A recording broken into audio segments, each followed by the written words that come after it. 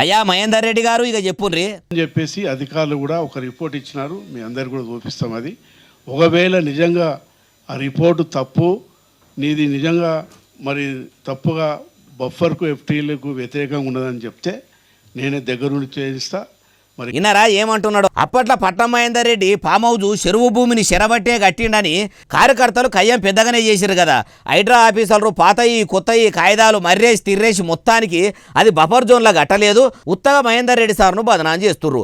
పత్తిత్తు పరమనీతి మంతుడు అని సర్టిఫికెట్ ఇచ్చిర్రట.